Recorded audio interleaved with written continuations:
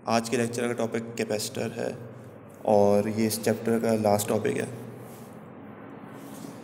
Capacitor होता क्या है? What is capacitor? A device that stores electric charge. वो डिवाइस जो इलेक्ट्रिक चार्ज को स्टोर करे, क्रिएट नहीं करे, स्टोर करे।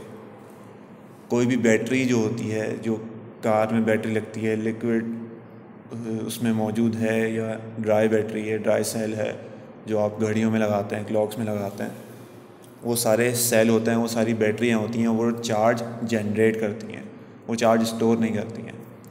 कैपेसिटर वो डिवाइस है जो चार्ज स्टोर करता है। और ये आपको कैसे पता चलेगा कि कौन सी डिवाइस चार्ज स्टोर कर रही है और कौन सी नहीं कर रही है? तो उसका आसान तरीका ये है क्योंकि कैपेसिटर चार्ज स्टोरिंग डिवाइस है, तो वो हमेशा रीचार्जेबल होता है। तो कोई भी चीज़ रीचार्जेबल है एक्सेप्ट कार बैटरी, जिसके अंदर एसिड डाला जाता है। उस बैटरी के अलावा, कार में या बाइक में वो बैटरी होती है, उसके अलावा जितनी भी रीचार्जेबल बैटरीज़ हैं वो सारी कैपेसिटर होती हैं, वो सारी चार्ज स्टोरिंग डिवाइस होती हैं। जिस बैटरी में लिक्विड होता है उसमें चार्ज स्टोर नहीं किया जा रहा होता है, लेकिन उसके अलावा जो भी रिचार्जेबल बैटरीज़ हैं, चाहे वो मोबाइल की बैटरी है, लैपटॉप की बैटरी है, कोई ब्लूटूथ डिवाइस है आपके पास, चाहे वो हेडफोन है, एयर डॉट है, या सेल्फी स्टिक है, उन सब की जो बैटरीज होती हैं वो सारी रिचार्जेबल हैं। They all are capacitor. Emergency light में भी जो बैटरी लगती है वो भी कैपेसिटर होती है। रिचार्जेबल कोई भी डिवाइस है, कोई भी चीज़ है, वो कैपेसिटर होती है। इसके अलावा जो कैपेसिटर मौजूद होता है वो फ़ैन के अंदर होता है, पंखे में होता है। वो उस तरीके का रिचार्जेबल नहीं होता कि वो बिल्कुल चार्ज को स्टोर करके अपने पास रखा रहे, क्योंकि जैसे ही आप फ़ैन का बटन ऑफ़ करते हैं तो वो स्टॉप हो जाता है, उसमें इलेक्ट्रिसिटी अब पास नहीं हो रही होती है। तो वो जो उसका जो कैपेसिटर होता है वो सिर्फ थोड़ी कुछ सेकंड के लिए शायद वो फ़ैन को चला दे, उसके बाद वो फ़ैन इनर्शिया की वजह से मूव कर रहा होता है, और जब वो इनर्शिया ख़त्म होता है तो वो स्टॉप होता है अपनी जगह आके, क्योंकि उस पर ज़ाहिर है एक्सटर्नल फोर्सेस कुछ अप्लाई हो रही हैं, तो वो उस वजह से फ़ैन स्टॉप हो जाता है। लेकिन वो वाला कैपेसिटर वो कैपेसिटर नहीं है जो प्रॉपर्ली चार्ज स्टोर कर रहा है। तो ये टाइप्स होती हैं कैपेसिटर की, कि आपको कैसी रिक्वायरमेंट है कि चार्ज, क्योंकि उसके अंदर चार्ज के साथ डिस्चार्ज भी फ़ौरन हो रहा होता है। वो उसको हमने इस तरीके का सर्किट में रखा हुआ होता है कि फ़ैन का कैपेसिटर चार्ज होने के साथ साथ डिस्चार्ज भी फ़ौरन हो रहा होता है। ठीक है, तो ये सर्किट के हिसाब से या आपकी रिक्वायरमेंट के हिसाब से ये डिज़ाइनिंग होती है कि कहाँ पे कैसी ज़रूरत है। ये सामने जो पिक्चर्स हैं ये कुछ टाइप्स हैं कि इन तरीक़ों के कैपेसिटर्स मौजूद होते हैं। इन सबको कैपेसिटर कहा जाता है। जो आपका मोबाइल चार्जर होता है जिसको आप सॉकेट में लगाते हैं, जो डक होता है या उसको अडेप्टर कहें, लैपटॉप में भी बीच में जो बड़ी सी चीज़ होती है, बड़ा सा पीस होता है, उसको भी अडेप्टर कहा जाता है। उसके अंदर भी कैपेसिटर मौजूद होता है, और वो तकरीबन ये सारे कैपेसिटर या इनमें से 2-3 कैपेसिटर्स उसके अंदर मौजूद होते हैं उस अडेप्टर के अंदर। तो कभी कोई अडेप्टर ख़राब हो तो आप उसको ओपन करके उसमें देख सकते हैं, तो ये कैपेसिटर उसमें मौजूद होंगे। कैपेसिटेंस की वैल्यू, कैपेसिटेंस क्या होती है ये उसके बाद पता चलेगा, क्योंकि इस पे जो वैल्यूज़ वगैरह लिखी हैं वो आपको उस वक्त समझ में आएगी ये क्या वैल्यू है, कैपेसिटेंस की वैल्यू है ये असल में। सिंपल कैपेसिटर क्या होता है? पैरेलल प्लेट कैपेसिटर होता है, जो यहाँ आपको डायग्राम में नज़र आ रहा है। लेफ्ट साइड पे पॉजिटिव प्लेट है, राइट साइड पे नेगेटिव प्लेट है। ये दो पैरेलल प्लेट्स होती हैं। जितने पॉजिटिव चार्ज हैं उतने ही नेगेटिव चार्ज होंगे इसके अंदर। और इलेक्ट्रिक फील्ड की डायरेक्शन आपको ऊपर दिखाई हुई है। इलेक्ट्रिक फील्ड डायरेक्शन क्या होगी? पॉजिटिव से नेगेटिव होगी। पॉजिटिव चार्ज सोर्स चार्ज होता है, तो पॉजिटिव से निकल के नेगेटिव की तरफ ट्रैवल कर रही होती है। ये कंडीशन गॉसेस लॉ की एप्लीकेशन में आपने देखी थी, और इस कंडीशन में आपने इलेक्ट्रिक फील्ड इंटेंसिटी मालूम भी की थी। ठीक है, तो इस चीज़ को भी अपने जहन में रखिएगा। जनरल चीज़ क्या है कि अगर जो प्लेट अपने अंदर चार्ज स्टोर कर रही है, प्लेट के पे जो चार्ज स्टोर हो रहा है पॉजिटिव और नेगेटिव, उसको हम क्यू से रिप्रेजेंट कर रहे हैं। और ज़ाहिर है पोटेंशियल डिफरेंस है यहाँ एक तरफ पॉजिटिव है, एक तरफ नेगेटिव चार्ज है, अट्रैक्शन हो रही है। यहाँ पे पोटेंशियल डिफरेंस होता है, पोटेंशियल हमेशा सेम नहीं होता। तो यहाँ वोल्टेज क्रिएट होगा इनके दरमियान, उसको हमने कैपिटल वी से डिनोट किया है।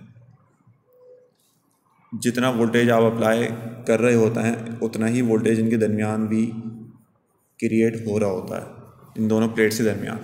तो वो अप्लाइड वोल्टेज भी वही चीज़ है जो प्लेट्स के दरमियान वोल्टेज क्रिएट हो रहा है।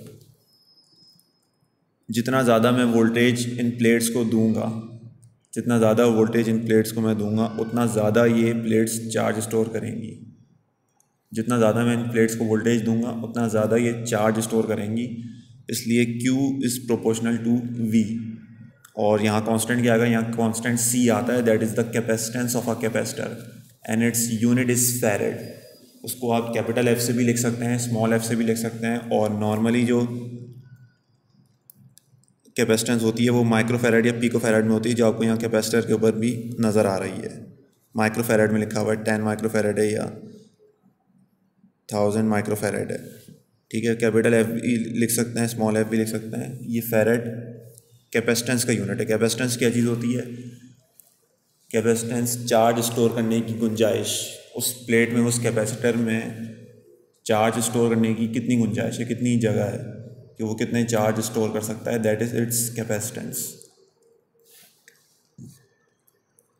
प्लेट ज़्यादा बड़ी होगी तो ज़ाहिर है ज़्यादा चार्ज इस पे स्टोर होता है, कैपेसिटेंस ज़्यादा होगी। प्लेट छोटी होगी, कम चार्ज स्टोर होगा, कैपेसिटेंस कम होगी। चार्ज स्टोर करने की गुंजाइश होती है कैपेसिटेंस।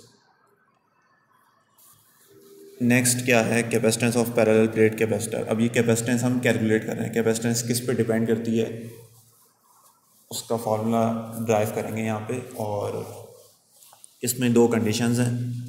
एक तो चीज़ आपको ये नज़र आ रही है कि यहाँ पे दो मेटल प्लेट्स हैं, उनका एरिया कैपिटल A से रिप्रेजेंट किया है, और उनके दरमियान जो फील्ड जनरेट हो रही है, ज़ाहिर है वो इलेक्ट्रिक फील्ड है। और दोनों प्लेट्स के दरमियान जो डिस्टेंस है वो स्मॉल d से रिप्रेजेंट किया है। इन दो प्लेट्स के दरमियान एयर भी मौजूद होती है, और आप कोई मटेरियल भी इनके दरमियान रख सकते हैं। तो ये दो डिफरेंट कंडीशंस हैं। इन दोनों कंडीशंस में हम कैपेसिटेंस मालूम करेंगे। और राइट वाली डायग्राम जो है यहाँ पे आपको कनेक्शन दिखा देगी कैपेसिटर बैटरी से कैसे कनेक्ट होता है। पहली कंडीशन क्या है? When air is present between the plates. जब प्लेट्स के दरमियान एयर मौजूद है, जब फ्री स्पेस है, जब कोई मटेरियल आपने नहीं रखा, जब बिल्कुल फ्री स्पेस है, एयर है, तो कैपेसिटेंस क्या होगी? सरफेस चार्ज डेंसिटी का फॉर्मूला आपने गॉस लॉ में भी पढ़ा है। अगर प्लेट का एरिया यहाँ कैपिटल A है तो सरफेस चार्ज डेंसिटी क्या हो जाएगी? Q/A हो जाएगी। इलेक्ट्रिक फील्ड बिटवीन प्लेट्स, वो भी गॉस लॉ की एप्लीकेशन से निकाला था। वो फार्मूला क्या था? E = σ/ε0। Epsilon is the permittivity of free space. Potential difference का रिलेशन भी हमने कैलकुलेट किया था, ड्राइव किया था इसमें। V = ED। वोल्टेज बराबर है electric field intensity multiply by distance between plates, या डिफरेंस बिटवीन प्लेट्स, उनके दरमियान कितना फासला है, कितना डिस्टेंस है। आपने क्या किया? V बराबर है E × D के, तो आपने E की वैल्यू जो σ/ε0 थी वो उठा के इक्वेशन 3 में रख दी। यहाँ पे इक्वेशन 2 से वैल्यू उठा के इक्वेशन 3 में डाल दी, तो ये फार्मूला बन गया। और इक्वेशन 1 में सिग्मा की वैल्यू थी, तो सिग्मा की वैल्यू भी यहाँ पुट कर दी। उसके बाद क्या किया? Q/V कर दिया, यानी V को Q के नीचे ले गए और बाकी चीज़ों को दूसरी साइड पे लेके आ गए। ε0A डिवाइड हो रहा था तो दूसरी तरफ मल्टीप्लाई हो जाएगा, और V आगे डिवाइड हो जाएगा, और D जो है वो Q से मल्टीप्लाई हो रहा था तो वो दूसरी तरफ डिवाइड हो जाएगा। Q/V क्यों रखा? क्योंकि यहाँ हमने एक फार्मूला सबसे शुरू में पढ़ा था, Q = CV। कैपेसिटर की पहली स्लाइड में था जहाँ ये फार्मूला ड्राइव हुआ था और पैरेलल प्लेट्स आपको दिखाई थी, वहाँ पे ये फार्मूला था Q = CV। तो यहाँ से C की वैल्यू आप निकाल लेंगे तो वो Q/V के बराबर आएंगी। C की वैल्यू क्यों निकालेंगे? क्योंकि हमें यहाँ कैपेसिटेंस फाइंड आउट करनी है, तो कैपेसिटेंस C होती है, इसलिए C निकालेंगे यहाँ, और वो बराबर है Q/V के। तो Q/V की जगह हम C पुट कर देंगे। ये कैपेसिटेंस का फार्मूला है। और कैपेसिटेंस किस पे डिपेंड करती है? एरिया ऑफ प्लेट पे। एरिया जितना ज़्यादा होगा प्लेट का, उतनी ज़्यादा कैपेसिटेंस होगी, और दोनों प्लेट्स के दरमियान जितना कम फासला होगा उतनी कैपेसिटेंस ज़्यादा होगी। अगर हम दोनों प्लेट्स के दरमियान फासला बढ़ाते चले जाएंगे तो कैपेसिटेंस कम होती चली जाएगी। क्योंकि ये चैप्टर के स्टार्ट में मैंने आपको एक बात बताई थी कि कोई भी चार्ज बॉडी किसी न्यूट्रल बॉडी के करीब जाएगी तो उस न्यूट्रल बॉडी को चार्ज करेगी। तो जाहिर है जब आप उससे दूर करते चले जाएंगे तो उसमें चार्जेस बहुत कम स्टोर होंगे या नहीं होंगे। यही कंडीशन कैपेसिटर की भी है। एक प्लेट अगर पॉजिटिव चार्ज है तो अगर दूसरी प्लेट उसके करीब होगी तो वो उसको नेगेटिव चार्ज करेगी, अगर वो दूर होती चली जाएगी तो चार्जेस कम होते चले जाएंगे और हो सकता है कि बहुत दूर जाने पे वो चार्ज भी ना हो। Epsilon nought is the permittivity of free space, और इस पे भी कैपेसिटेंस डिपेंड करती है। सेकंड कंडीशन क्या है कि अगर मैं उन दोनों प्लेट्स के दरमियान अभी फ्री स्पेस था और अब मैं फ्री स्पेस के बजाय कोई मटेरियल उनमें बीच में डाल दूँ, और वो मटेरियल इंसुलेटर होना चाहिए, कंडक्टर नहीं होना चाहिए। अगर वो मटेरियल कंडक्टर होगा तो वो दोनों चार्ज एक दूसरे को अट्रैक्ट करके ख़त्म कर देंगे, कैपेसिटर ख़राब हो जाएगा, कैपेसिटर का फ़ायदा ही नहीं होगा क्योंकि उसमें कोई चार्ज स्टोर नहीं हो रहा है। तो इसलिए उन दोनों के दरमियान, दोनों प्लेट्स के दरमियान जो मटेरियल आप यूज़ करेंगे वो हमेशा इंसुलेटर होना चाहिए, और नॉर्मली जो मटेरियल यूज़ किया जाता है वो गिलास यूज़ किया जाता है। तो अगर मैं कोई और मटेरियल रख रहा हूँ तो ज़ाहिर है उसकी परमिटिविटी डिफरेंट होगी, और वो परमिटिविटी क्या हो जाएगी, एप्सिलॉन नॉट को एप्सिलॉन आर से यानी रिलेटिव परमिटिविटी से मल्टीप्लाई कर दूँ मैं, तो वो मेरे पास उस मीडियम की परमिटिविटी आ जाएगी जो मीडियम या जो मटेरियल मैंने उन दोनों प्लेट्स के दरमियान रखा है। ई की value sigma upon epsilon not थी, अब क्योंकि मटेरियल चेंज हो गया तो एप्सिलॉन नॉट के साथ एप्सिलॉन आर यानी रिलेटिव परमिटिविटी भी आ जाएगी। वोल्टेज भी इस वजह से चेंज होगा क्योंकि इलेक्ट्रिक फील्ड इंटेंसिटी यहाँ चेंज हो गई है, और वो क्या चेंज हुई है, sigma D upon epsilon nought epsilon r हो जाएगा।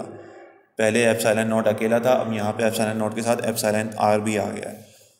बाकी काम आप वही करेंगे, सिग्मा की वैल्यू डालेंगे, उसके बाद क्यू डिवाइड बाई वी करेंगे, बाकी चीज़ों को दूसरी तरफ साथ रखेंगे, क्यू डिवाइड बाई वी करेंगे, Q is equal to C V से वहाँ से सी की वैल्यू निकालेंगे, और उसके बाद सी बराबर हो जाएगा epsilon nought epsilon r A divide by D. ये डिफरेंस आ गया, epsilon nought epsilon r epsilon के बराबर होता है, and epsilon is the permittivity of that medium, epsilon r is the relative permittivity, and epsilon nought is the permittivity of free space. तो ये capacitance का फॉर्मूला बन गया। कैपेसिटेंस किस पे डिपेंड कर रही है, परमिटिविटी ऑफ मीडियम पे। एरिया और डिस्टेंस पे तो डिपेंड कर रही थी, परमिटिविटी पे भी डिपेंड कर रही है। अगर एयर के अलावा कोई और मटेरियल होगा तो परमिटिविटी चेंज हो जाएगी, जिसकी वजह से कैपेसिटेंस पे भी इफ़ेक्ट आएगा। तो वो परमिटिविटी एयर के रिस्पेक्ट से जितनी ज़्यादा होगी, यानी मटेरियल इतना अच्छा होना चाहिए कि उसकी रिलेटिव परमिटिविटी एप्सिलॉन आर की वैल्यू ज़्यादा हो, जितनी ज़्यादा होगी उतनी कैपेसिटेंस बढ़ जाती है। एयर हो सकता है एयर की वजह से उतनी कैपेसिटेंस नहीं आ रही हो, लेकिन आप सिर्फ बीच में मटेरियल डालें, प्लेट का डिस्टेंस भी चेंज नहीं करें, एरिया भी चेंज नहीं करें, सिर्फ बीच में आप एक इंसुलेटर ऐड कर दें उसके अंदर, तो उनकी कैपेसिटेंस बढ़ जाती है।